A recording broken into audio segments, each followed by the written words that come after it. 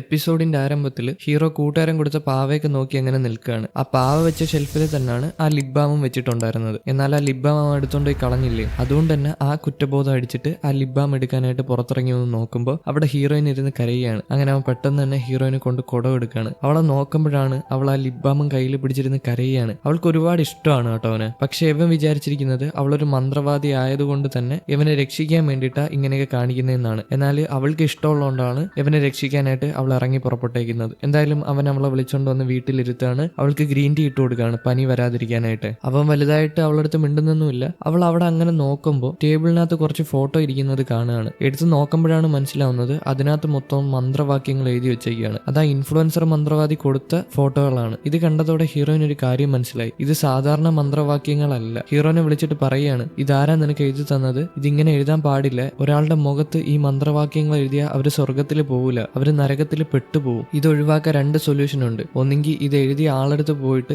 ഈ മന്ത്രങ്ങൾ പിൻവലിക്കണം, അല്ലെങ്കിൽ ഈ ഫോട്ടോകൾ കത്തിച്ചു കളയണം. എന്തായാലും ഹീറോയ്ക്ക് ഇത് കത്തിച്ചു കളയാൻ പറ്റത്തില്ലല്ലോ. അതുകൊണ്ട് തന്നെ അവൻ ഹീറോയിനോട്, നീ വിചാരിച്ചാൽ ഇത് ചിലപ്പോൾ റെഡിയാക്കാൻ പറ്റും, നിനക്കറിയാവുന്ന ഒരാളാണ് എനിക്ക് ഈ മന്ത്രവാക്യങ്ങൾ എഴുതി തന്നത്. ആരാന്ന് ചോദിക്കുമ്പോഴാണ് അവൻ പറയുന്നത് അത് മറ്റേ ഇൻഫ്ലുവൻസർ മന്ത്രവാദിയാണെന്ന്. അതുപോലെ തന്നെ അവൻ ഹീറോയിന്റെ മുമ്പിൽ മുട്ടുകുത്തിയിരിക്കുന്നുണ്ട്. അവൻ വിചാരിച്ചിരിക്കുന്നത് ഇൻഫ്ലുവൻസർ മന്ത്രവാദിയും ഹീറോയിനും ഒരേ ടീമിലുള്ള ആൾക്കാരാന്ന് വിചാരിച്ചിട്ടാ, ഒരേ പാതയിൽ സഞ്ചരിക്കുന്ന ആൾക്കാരാന്ന് വിചാരിച്ചിട്ട് അവനെ ദ്രോഹിക്കില്ലെന്ന് പറഞ്ഞ് മുട്ടുകുത്തിയിരിക്കുകയാണ്. എന്നാൽ ഹീറോയിൻ അറിയാം അവൾ ഇതിനകത്തൊന്നും ഉൾപ്പെട്ടിട്ടില്ല, ഇതെല്ലാം ആ ഇൻഫ്ലുവൻസർ മന്ത്രവാദി ചെയ്യുന്നതാണെന്ന്. ഇൻഫ്ലുവൻസർ മന്ത്രവാദി ഇവനെ എന്തോ ഒരു ആവശ്യത്തിന് വേണ്ടി ഉപയോഗിക്കുന്നുണ്ട്. എന്താണെന്നറിയില്ല, ഇനി പോകുമ്പോൾ അറിയാൻ പറ്റുമായിരിക്കും. ഹീറോ ആ മന്ത്രവാക്യങ്ങൾ മായ്ക്കാൻ നോക്കിയില്ലായിരുന്നു. അത് മായ്ച്ചിട്ടും കാര്യമില്ല, കാരണം ആ ഫോട്ടോ കത്തിച്ച് കളയണം, അല്ലെങ്കിൽ മറ്റേ മന്ത്രവാദിയെ പോയി കണ്ട് ഇതിനെ പിൻവലിക്കണം. അത് രണ്ടേ സൊല്യൂഷൻ ആയിട്ടുള്ളൂ. ഇനി അവൻ മായ്ക്കാൻ നോക്കിയിട്ടും കാര്യമില്ല. ഹീറോ ഇങ്ങനെ മുട്ടുകുത്തി നിൽക്കുമ്പം ഹീറോയിൻ എന്ത് പറയണമെന്ന് അറിയത്തില്ല. അവൾ ഇതിനകത്തൊന്നും ഉൾപ്പെട്ടിട്ടില്ല. അതുപോലെ തന്നെ ഹീറോയിൻ അവനോട്, എടാ എനിക്ക് ആ മന്ത്രവാദിനെ അറിയത്തില്ല, അന്ന് രാത്രിയാണ് ഞാൻ അവരെ ആദ്യമായിട്ട് കാണുന്നത്, നീ അപ്പൊ അവരുമായിട്ട് ഡാൻസ് കളിച്ചതോ? അതെനിക്ക് അറിയത്തില്ല, ഞാൻ വിചാരിച്ച് എന്റെ അമ്മ വിളിച്ച മന്ത്രവാദി ആയിരിക്കുമെന്ന്. പിന്നാണ് എനിക്ക് മനസ്സിലായത് അത് അമ്മ വിളിച്ച മന്ത്രവാദിയൊന്നും അല്ല എന്ന്. അതുകൊണ്ട് എനിക്ക് അവരെ അറിയത്തില്ല എന്നും പറഞ്ഞ് ഹീറോയിൻ അവിടെ നിന്ന് ഇറങ്ങി പോവാണ് വെപ്രാളപ്പെട്ട്. ഇതിനൊരു എതിർകർമ്മം ചെയ്യണ്ടേ, എന്നാലേ ഇവനെ രക്ഷിക്കാൻ പറ്റത്തുള്ളൂ. ഇവിടെ സീൻ കട്ടായാൽ അടുത്ത സീനിൽ ഹീറോയിന്റെ അമ്മയെ കാണിക്കുകയാണ്. അമ്മ മന്ത്രവാദി അന്വേഷിച്ച് ഇറങ്ങി പുറപ്പെട്ടിട്ട്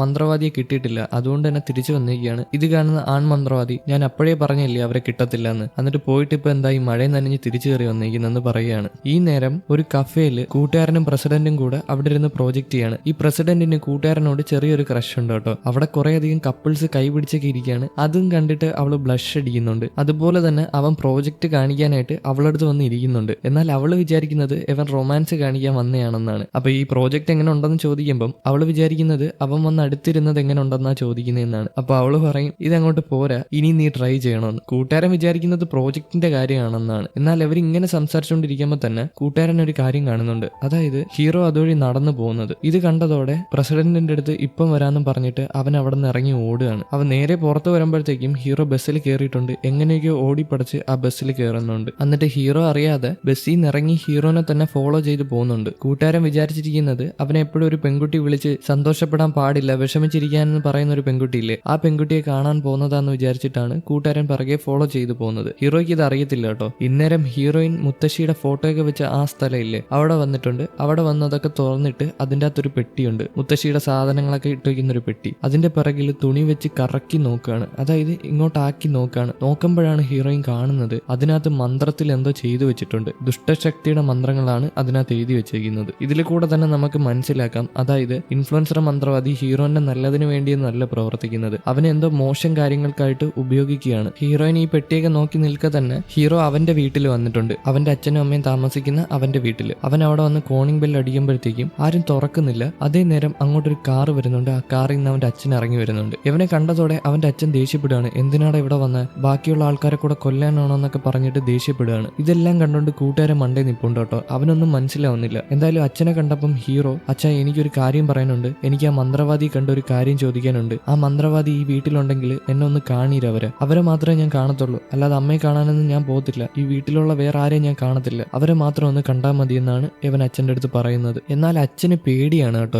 ഇവന്റെ അടുത്ത് വരാൻ വരെ അങ്ങേർക്ക് മടിയാണ്. അതുപോലെ തന്നെ അവൻ പറയുന്നുണ്ട്, നിങ്ങൾ ഇനി ആ മന്ത്രവാദിയെ വിളിക്കാതെ ഞാൻ എന്തായാലും ഇവിടെ നിന്ന് പോകത്തില്ല എന്ന്. ഇതിനുശേഷം ഹീറോയിന്റെ വീട്ടിൽ ഹീറോയിൻ വെപ്രാളപ്പെട്ട് വരികയാണ്. ഈ കാര്യങ്ങൾ അമ്മയെടുത്തും ബാക്കിയുള്ള മന്ത്രവാദികളെടുത്തും പറയാനായിട്ട് ഇതണക്കൊരു മന്ത്രവാദം അവിടെ ചെയ്തു വെച്ചിട്ടുണ്ടെന്നുള്ള കാര്യം. ആ ചെയ്ത മന്ത്രവാദം കൊണ്ടാണ് വന്നിരിക്കുന്നത്. ഇത് അവരെ അടുത്ത് കാണിക്കുന്നുമുണ്ട്. ഇതൊരു ദുർമന്ത്രവാദമാണ്, അതുകൊണ്ട് തന്നെ അമ്മ ചോദിക്കുകയാണ്, നീ എന്തിനാ ഇതൊക്കെ പൊക്കി പിടിച്ചോണ്ട് ഇങ്ങോട്ട് വരുന്നത്, ഉള്ള വള്ളിയെല്ലാം എടുത്ത് തലയിൽ വെക്കുക. എന്നാൽ ഹീറോയിൻ, ഇതൊരിക്കലും ഒരു വള്ളിയല്ല, ഇതാരാ ചെയ്തതെന്നറിയാമോ, ഇത് ഇൻഫ്ലുവൻസർ മന്ത്രവാദിയാണ് ഈ മന്ത്രവാദം ചെയ്തിട്ടുള്ളത്. ഇതെന്തിനാ ഇങ്ങനെ ചെയ്തതെന്നറിയാമോ, ഹീറോനെ ഉപദ്രവിക്കാൻ വേണ്ടിയിട്ടാണ്, ഇതിനൊരു പരിഹാരം കണ്ടുപിടിക്കണമെന്ന് അമ്മയെടുത്ത് പറയുകയാണ്. ഈ നേരം ഹീറോ വീട്ടിൽ കയറിയിട്ടുണ്ട്. അകത്ത് തന്നെ ഇൻഫ്ലുവൻസർ മന്ത്രവാദിയുണ്ട്. ഇൻഫ്ലുവൻസർ മന്ത്രവാദി അവനെ കണ്ട ഉടനെ ഓരോ പൂജയാണെന്നും പറഞ്ഞിട്ട് ഇവനെ ദ്രോഹിക്കാനുള്ള പരിപാടി ചെയ്യാണ്. ഒരു പേപ്പറിൽ എന്തോ മന്ത്രവാക്യങ്ങൾ എഴുതിയിട്ട് അവന്റെ തലയിൽ വെക്കുന്നുണ്ട്. എന്നാൽ അത് വർക്ക് ആവുന്നില്ല. കാരണം ഹീറോയിൻ കൂട്ടുകാരന്റെ അടുത്ത് ഒരു പാവ കൊടുക്കാൻ പറഞ്ഞിട്ടില്ലേ, ആ പാവ ഇവനെ പ്രൊട്ടക്ട് ചെയ്യുന്നുണ്ട്. അതുകൊണ്ട് തന്നെ ഇവര് ചെയ്യുന്ന മന്ത്രവാക്യങ്ങൾ വർക്ക് ആവുന്നില്ല. ഇത് കണ്ടതോടെ ഇൻഫ്ലുവൻസർ മന്ത്രവാദിക്ക് പേടിയായിട്ട് സൈഡിലോട്ട് മാറി നിൽക്കുകയാണ്. എന്നിട്ട് അവനോട് പറയാണ്, നിനക്ക് എന്തൊക്കെ കുഴപ്പമുണ്ട്, അടുത്ത മന്ത്രകർമ്മങ്ങൾ ചെയ്യണമെന്ന്. ഇപ്പൊ ഇവിടെ ഹീറോയിൻ അവളുടെ ഡ്രസ്സൊക്കെ ധരിച്ച്,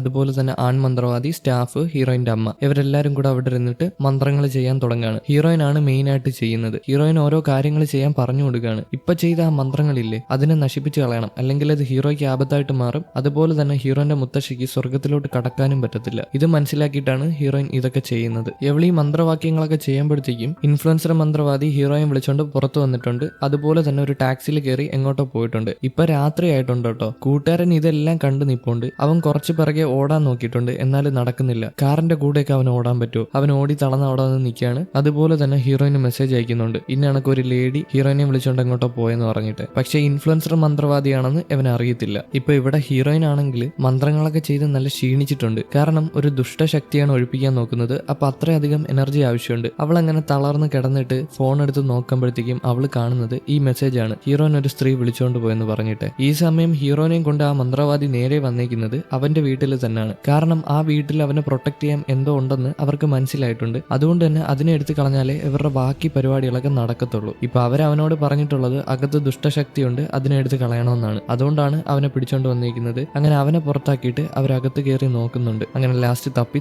ആ പാവയെ കണ്ടുപിടിക്കുന്നുണ്ട്. അവർ പതിയെ ആ പാവ എടുത്തോണ്ട് പുറത്തിറങ്ങാൻ നിൽക്കുമ്പോൾ തന്നെ ഹീറോയിൻ അകത്തോട്ട് കയറി വരുന്നുണ്ട്. ഹീറോയിൻ കയറിയ ഉടനെ ആ പാവ അവരുടെ നിന്ന് തട്ടിപ്പറിക്കുന്നുണ്ട്. നിങ്ങൾ എന്തായി കാണിക്കുന്നത്, നിങ്ങളോട് എനിക്കൊന്ന് തനിച്ച് സംസാരിക്കണമെന്ന് പറയുമ്പം അവര് സമ്മതിക്കുന്നില്ല. അവര് പറയുന്നത് ഹീറോയിന്റെ മുമ്പിൽ വെച്ച് സംസാരിച്ചാൽ മതിയെന്നാണ്. എന്നാൽ ഹീറോയിൻ ഒന്നും ചിന്തിക്കാതെ തന്നെ അവളുടെ തനി രൂപം പുറത്തു കൊണ്ടുവരാണ്. അത് ഈ മന്ത്രവാദിക്ക് മാത്രമേ കാണാൻ പറ്റത്തുള്ളൂ, ഹീറോയ്ക്ക് കാണാൻ പറ്റത്തില്ല. അവള് അടിപൊളിയാണ് കേട്ടോ. പ്രകാശവും കുറെ നൂലൊക്കെ വന്നിട്ട് ഒരു ഫെയറീനെ പോലാണ് ഇരിക്കുന്നത്. എവളൊരു എർത്ത് ഫെയറിയാണ്, ലേഡി ഫെയറി എന്നാണ് അറിയപ്പെടുന്നത്. എന്തായാലും ഇത് കണ്ട് പേടിച്ചിട്ട് ഇൻഫ്ലുവൻസർ മന്ത്രവാദി പുറത്തോട്ട് നിന്ന് സംസാരിക്കാന്ന് സമ്മതിക്കുന്നുണ്ട്. ഇവിടെ ഇത് നടക്കുമ്പോഴത്തേക്കും ഹീറോയിന്റെ വീട്ടില് അമ്മയും ആൺമന്ത്രവാദിയും സ്റ്റാഫും മന്ത്രവാദങ്ങൾ ചെയ്യാണ്. ഇപ്പൊ അമ്മയ്ക്കാകെ ദേഷ്യം വന്നിട്ട് അമ്മ കൈ മുറിച്ചിട്ട് ആ മന്ത്രവാദത്തിനകത്ത് അവരുടെ ചോരയാക്കുന്നുണ്ട്. ഇതെന്തിനാ ചെയ്യുന്നതെന്ന് വെച്ചാൽ ഇപ്പൊ പോയ ആൾക്കില്ലേ, ഈ മന്ത്രവാദം ചെയ്ത ആൾക്ക് ശാപം കിട്ടാൻ വേണ്ടിയിട്ടാണ്. ഇവരും ഇൻഫ്ലുവൻസർ മന്ത്രവാദിയായിട്ട് എന്തോ പ്രശ്നമുണ്ട്, അവർക്ക് ശാപം കിട്ടാൻ വേണ്ടിയിട്ടാണ് ചോരയാക്കിയിട്ടുള്ളത്. ചിലപ്പോൾ അവർ മരിച്ചു പോകാൻ വരെ ചാൻസ് ഉണ്ട്. ഇത് മനസ്സിലാക്കിയിട്ട് ആൺമന്ത്രവാദി ചോദിക്കുന്നുണ്ട്, മാനേജ്മെന്റിന്റെ അടുത്തൊക്കെ പറഞ്ഞു ഇതിങ്ങനെ ചെയ്യാൻ പാടില്ല എന്ന്. ഇവർക്ക് തന്നെ അസോസിയേഷൻ ഒക്കെ ഉണ്ട്. അപ്പൊ അവിടെ നിന്നൊക്കെ തീരുമാനങ്ങൾ എടുത്തിട്ടേ ഇങ്ങനെ ചെയ്യാൻ പാടുള്ളൂ. എന്തായാലും ഇതൊന്നും മൈൻഡ് ചെയ്യാതെ അമ്മ ഇതൊക്കെ ചെയ്യുന്നുണ്ട്. സ്റ്റാഫ് കൂടെ തന്നെ നിൽക്കുന്നുണ്ട്. ആൺമന്ത്രവാദിക്ക് ഇഷ്ടപ്പെടുന്നില്ല. ഇത് ചെയ്ത് കഴിഞ്ഞ ഉടനെ ഒരു കറുത്ത പ്രേതം അവിടെ നിന്ന് ഇറങ്ങി സ്പീഡിന് പുറത്തോട്ട് പോകുന്നുണ്ട്. നേരെ എങ്ങോട്ടാ പോണേന്ന് അറിയാമല്ലോ. ഇവിടെ സീൻ കട്ടായാൽ അടുത്ത സീനിൽ ഹീറോയിനും ആ മന്ത്രവാദിയും പുറത്തു നിന്ന് സംസാരിക്കുകയാണ്. അന്നേരം ഹീറോയിന് കുറെ കാര്യങ്ങൾ മനസ്സിലായിട്ടുണ്ട്. ഇവര് ഹീറോനെ രക്ഷിക്കാൻ വേണ്ടിയിട്ടല്ല എങ്ങനെയെന്ന് ചെയ്യുന്നത്, ഇവര് ഹീറോനെ ദ്രോഹിക്കുകയാണ്. അതെല്ലാം ഈ മന്ത്രവാദിയുടെ അടുത്ത് പറയുമ്പം ഇവര് സമ്മതിക്കുന്നില്ല. പക്ഷെ ഇവള് തെളിവോട് കൂടെ പറഞ്ഞു കൊടുക്കുകയാണ്, സാധാരണ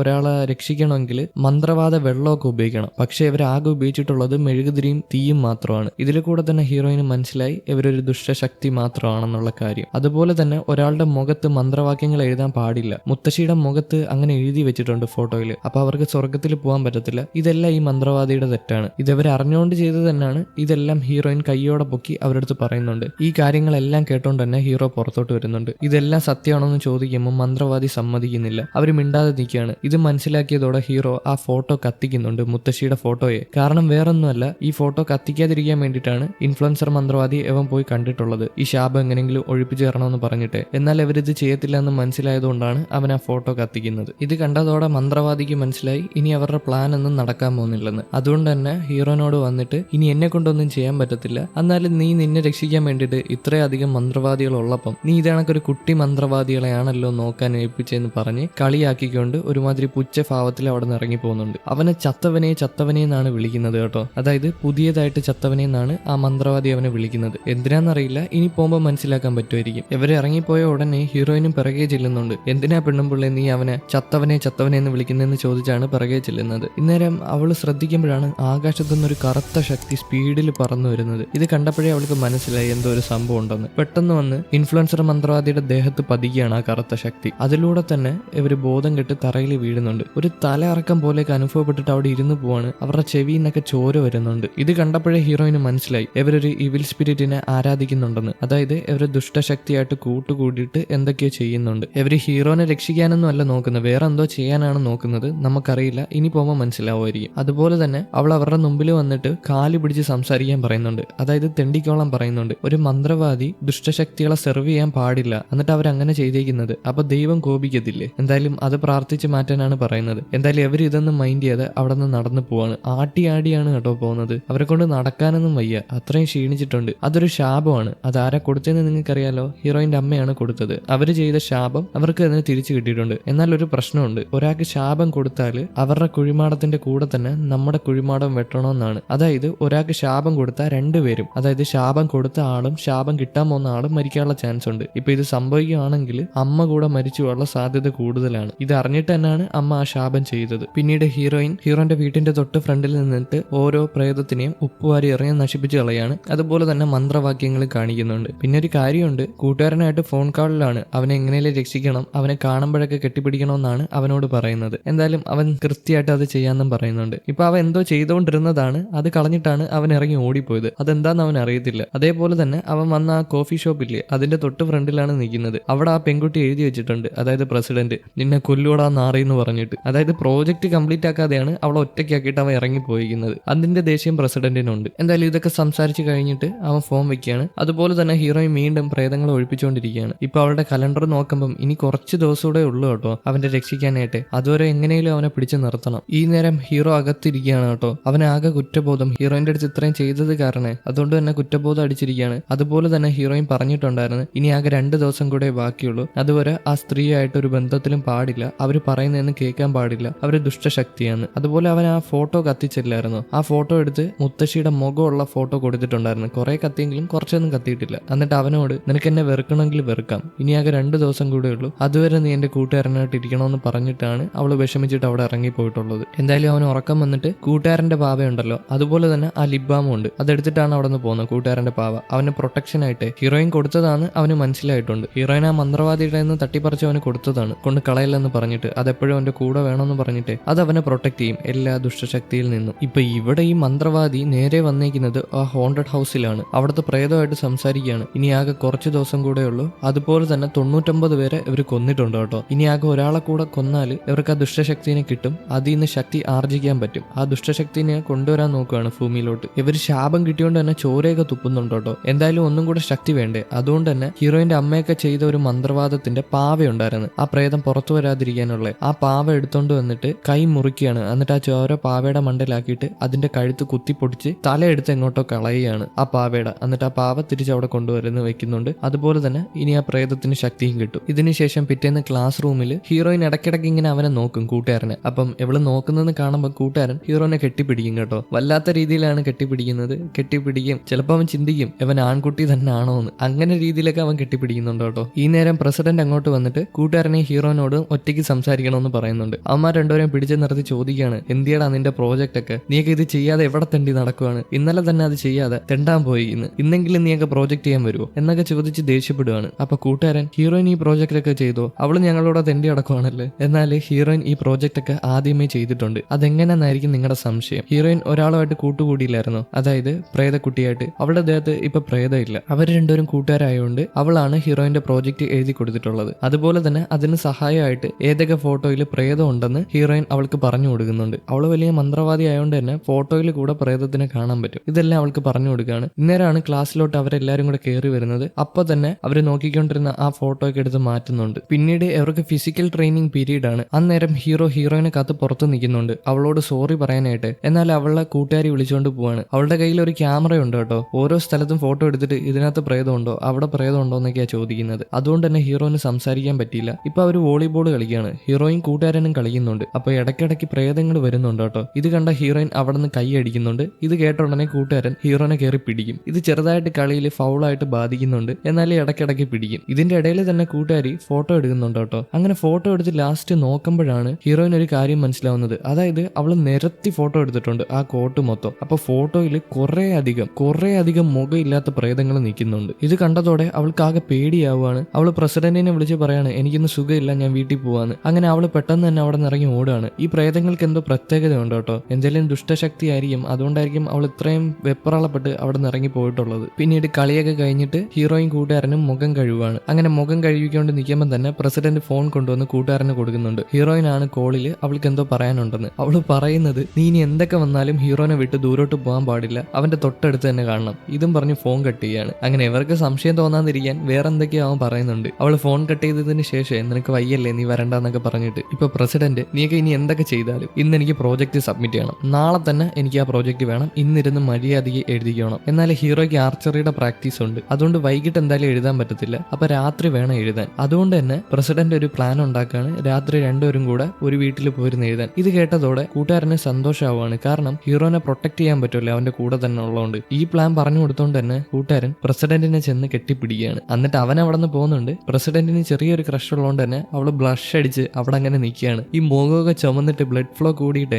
ഇത് കണ്ടപ്പോഴേ കൂട്ടുകാരിക്ക് കാര്യം മനസ്സിലായി. കൂട്ടുകാരി ചോദിക്കുകയാണ് നീ ഇങ്ങനെ ബ്ലഷ് അടിക്കുന്ന കാണാൻ നിന്നെ കൊള്ളത്തില്ല എന്ന്. അതും പറഞ്ഞ് അവൾ അവിടെ നിന്ന് പോവാണ്. ഇതിനുശേഷം രാത്രി ആകുമ്പോൾ ഹീറോ, ഹീറോയിൻ, ആൺമന്ത്രവാദി, സ്റ്റാഫ്, അമ്മ ഇവരെല്ലാരും കൂടെ കുറച്ച് ആയുധങ്ങളൊക്കെ എടുത്ത് നേരെ വന്നേക്കുന്നത് ആ ഹോണ്ടഡ് ഹൗസിലാണ്. അവിടെ നോക്കുമ്പോൾ മൊത്തം ഈ മുഖമില്ലാത്ത പ്രേതങ്ങളാണ്. അവരെ ആക്രമിക്കാനായിട്ട് താഴോട്ടിറങ്ങി വരുന്നുണ്ട്. എല്ലാവരുടെ കയ്യിലും മാന്ത്രിക ആയുധങ്ങളാണ്. ചട്ടപ്പടയെന്ന് പറഞ്ഞ് എല്ലാത്തിനെയും വെട്ടിക്കൊല്ലുകയാണ്. പക്ഷേ കൊല്ലുന്നതനുസരിച്ച് വീണ്ടും ഇത് ഇങ്ങോട്ട് വന്നുകൊണ്ടിരിക്കുകയാണ്. കുറെ അധികം ഉണ്ട് കേട്ടോ. ഇതിനെ നശിപ്പിക്കണമെങ്കിൽ ആ മന്ത്രവാദി കുത്തിപ്പൊട്ടിച്ച ആ തലയില്ലേ, ആ തലയിൽ എന്തോ മന്ത്രവാദം ചെയ്യണം. അത് അവരെവിടെ ഇങ്ങോട്ട് എടുത്ത് കളഞ്ഞിട്ടുണ്ട്, അത് കണ്ടുപിടിക്കണം. ഈ നേരം ഹീറോ ആർച്ചറി പ്രാക്ടീസ് ചെയ്യാണ്. ഈ ആർച്ചറി പ്രാക്ടീസ് ചെയ്യുന്ന സമയത്ത് കൂട്ടുകാരൻ അതും ഇതും പറയാണ് ഇതെങ്ങനെയാണ് ചെയ്യുന്നത്, ഈ ആർച്ചറിക്ക് ഭയങ്കര വെയിറ്റ്, ഒന്ന് പിടിച്ചു നോക്കാമോ എന്നൊക്കെ ചോദിച്ച് ഹീറോനെ അടുത്ത് കൊണ്ടുവരാണ്. അങ്ങനെ മറ്റേ കപ്പിൾസ് ആർച്ചറി വിടാൻ നിൽക്കുന്ന കണക്ക് അവന്മാർ രണ്ടുപേരും നിൽക്കുന്നുണ്ട്. ഇവന്റെ പിടുത്തമൊന്നും ശരിയല്ല കേട്ടോ, അത് സാറ് ശ്രദ്ധിക്കുന്നുണ്ട്. സാറ് അവനെ തെറ്റിദ്ധരിക്കുകയാണ്, ഇവൻ ആൺകുട്ടി തന്നെ ആണോ എന്നുള്ള രീതിയില്. പിന്നീട് ആർച്ചറിയെ കഴിഞ്ഞ് വീട്ടിൽ പോകുമ്പോൾ കൂട്ടുകാരനും കൂടെ പോകുന്നുണ്ട്. കൂട്ടുകാരൻ ഒരു ചെറിയ ബൈക്ക് സൈഡിൽ കൂടെ പോയാൽ തന്നെ ഇവനെ കയറി കെട്ടിപ്പിടിക്കും. ബൈക്ക് പോകുന്നു പറഞ്ഞിട്ട് സൈക്കിൾ പോയാൽ കെട്ടിപ്പിടിക്കും. തീരിയിൽ ഒരു അപ്പൂപ്പൻ കാർട്ട് തള്ളിക്കൊണ്ട് വരുമായിരുന്നു അറബാന പോലെ, അത് ഇവനെ തട്ടുമെന്ന് പറഞ്ഞ് അതിലും കെട്ടിപ്പിടിക്കും. പിന്നീട് അവർ രണ്ടുപേരും വീട്ടിൽ വന്ന് പ്രോജക്റ്റ് ചെയ്യാണ്. പ്രോജക്റ്റ് ചെയ്യുന്ന സമയത്തും കൂട്ടുകാരൻ അവന്റെ അടുത്ത് ചേർന്ന് കെട്ടിപ്പിടിച്ചാണ് ഇരിക്കുന്നത്. അവന്റെ കാലുകൊണ്ട് മറ്റവനെ തൊടുന്നുണ്ട്. അങ്ങനെ കുറെ ഇതൊക്കെ ഉണ്ട് കേട്ടോ. എന്നാൽ ഇതൊക്കെ ഹീറോയ്ക്ക് ഡിസ്കംഫോർട്ട് ആണെങ്കിലും അവനല്ലേ ഒരു കൂട്ടുകാരൻ, അതുകൊണ്ട് തന്നെ അവൻ അതിൻ്റെതായ ഒരു ഇത് കാണിക്കുന്നുണ്ട്. അവനോട് ദേഷ്യപ്പെടുന്നൊന്നുമില്ല. ഈ നേരം ഹീറോയിനും കൂട്ടരും ആ ഹോണ്ടഡ് ഹൗസിൽ നിൽക്കുകയാണ്. അതുപോലെ തന്നെ ആൺമന്ത്രവാദി ആ തല കണ്ടുപിടിച്ച് ഹീറോയിന് കൊണ്ട് കൊടുക്കുന്നുണ്ട്. ഹീറോയിൻ ആണെങ്കിൽ അവളുടെ കൈ മുറിക്കുന്നുണ്ട് കേട്ടോ. ആ മന്ത്രവാദി ചെയ്ത കണക്ക് ആ രക്തം ആ പാവയിലാക്കിയിട്ട് ഇറുക്കി പിടിക്കുകയാണ്. ഇന്നേരം ആൺമന്ത്രവാദി ചോദിക്കുകയാണ് എന്തിനാണ് ഇത്രയും മുറിവില് അത് മുറിച്ചത്, ചെറുതായിട്ട് മുറിച്ചാൽ പോരെന്ന്. എന്നാൽ ഇപ്പൊ അവൾ അത് ചെയ്തില്ലെങ്കിൽ ഇത് ഹീറോയ്ക്ക് ബാധിക്കപ്പെടും, അതുകൊണ്ട് തന്നെ ആ ഒരു ഇതിലാണ് അവൾ കട്ട് ചെയ്തത്. ഇത് കാണുമ്പോൾ അവർക്ക് രണ്ടുപേർക്കും, അതായത് അമ്മയ്ക്കും ആൺമന്ത്രവാദിക്കും വിഷമാവുന്നുണ്ട്. ഒരു ആൺകുട്ടിക്ക് വേണ്ടി അവൾ എന്തൊക്കെ ചെയ്യണം എന്നുള്ള രീതിയിൽ അവൾ അത്രയും ഡെഡിക്കേഷനോടെ അത്രയും ഹൃദയം അറിഞ്ഞിട്ടാണ് അവൾ ചെയ്യുന്നത്. പിന്നീട് രാത്രി ആവുമ്പോൾ കൂട്ടുകാരൻ ഹീറോന്റെ റൂമിൽ വരുന്നുണ്ട്. ഹീറോ ഉറങ്ങി കിടക്കുകയാണ് കേട്ടോ. അതുപോലെ തന്നെ അവന്റെ പാവനെ നോക്കി സംസാരിക്കുന്നുണ്ട്. എന്റെ കുട്ടാ നീ ഇവിടെ ഉണ്ടല്ലേ, ഇനി ആകെ 2 ദിവസം കൂടെ ഉള്ളൂ, അത് കഴിഞ്ഞിട്ട് ഞാൻ നിന്നെ ഒന്ന് തിരിച്ചെടുത്തോളാന്ന്. ഇതും പാവയെടുത്ത് പറഞ്ഞിട്ട്